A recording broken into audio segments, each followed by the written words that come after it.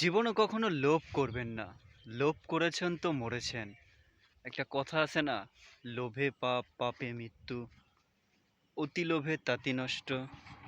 একদম সত্য কথা। দেখেন, অতিরিক্ত লোভ করেছে যারা, তারাই এই পৃথিবীতে ধ্বংস হয়ে গেছে। আপনাকে একটা কথা বলি, মৃত্যুর মতো সত্য আর কিচ্ছু নেই পৃথিবীতে। মৃত্যুকে যখন আপনি ভাববেন তখন আপনি লোভ করতে পারবেন না। মৃত্যুর কথা সবসময় মাথায় রাখুন। অহংকার, লোভ, হিংসা এইগুলো মানুষকে ধ্বংস করে দেয়। আপনার সম্পত্তি আছে, আপনি একজন গরিবের সাথে অহংকার করলেন, এইটা কিন্তু ঠিক নয়। আপনাকে তার মতোই সাধারণভাবেই থাকতে হবে, তার সাথে সেভাবেই মিশতে হবে। আপনার অনেক টাকা আছে, আপনি অহংকার করে বসলেন। ভাই, মাটির মানুষ মাটির মতো হতে হবে। মাটি থেকে এসেছেন, মাটিতেই চলে যাবেন। কি অদ্ভুত, তাই না? টাকার জন্য আমরা কত কিছু করি।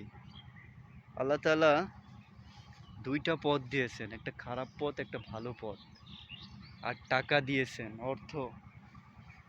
এর কারণে কত মানুষ বিপথে চলে গেছে টাকার জন্য। আল্লাহ তাআলা ভালো পথ দিয়েছেন, কিন্তু ভালো পথে মানুষ যেতে চায় না। খুব অল্প সময়ে বড়লোক হতে চায়, এজন্যই তারা বিপথে যায়।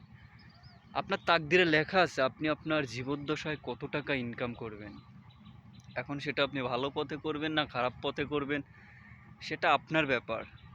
আপনি এর চেয়ে এক চুল পরিমাণও বেশি পাবেন না। আপনার তাকদিরে যতটুকু লেখা আছে ততটুকুই পাবেন, অসৎ পথে কিংবা সৎ পথে, আপনি যেটা বেছে নেবেন।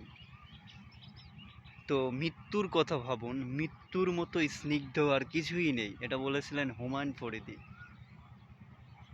মৃত্যু অবধারিত।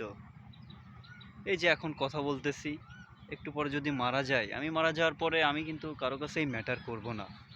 আমি যতক্ষণ বেঁচে থাকব ততক্ষণই আমি মানুষের কাছে ম্যাটার করি। এই পৃথিবীতে সে যত বড় রাজা বাদশাই হোক, মারা যাওয়ার পরে আর ম্যাটার করে না। মারা যাওয়ার পরে তাকে আর কেউ মনে রাখে না। হ্যাঁ।